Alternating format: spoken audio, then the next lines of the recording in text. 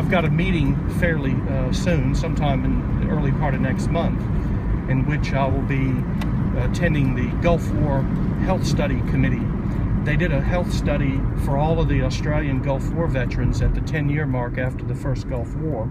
And then about 2 years ago, they did a follow-up study. What they're trying to do is track all of the Gulf War veterans, 80% of whom were Navy here in Australia, with a similar group who served in the Australian Defence Force at the same time, and then track them over a 20-year period and 30-year period to see whether or not there are any issues that come up with their health that's specifically related to service in the first Gulf War. And they actually compare their data with the British, the American, the Canadian, and several other countries that participated in the Gulf War. And then that then informs the sort of services that they have to provide, or that they intend to provide for the veterans here.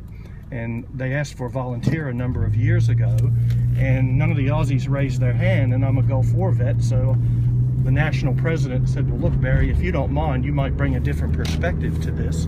So it's comprised of the Department of Veteran Affairs, the University of Monash, epidemiological department, and also representatives of the Gulf War Association here, the RSL, and several other groups. And basically our job is to make sure that all of the academics and the government people don't forget about the needs of the veterans and all of this. So the study is complete, but the results have not yet been released, and so they're trying to get a meeting together for sometime in the next 2 or 3 weeks so that we can discuss what the outcome of those studies were.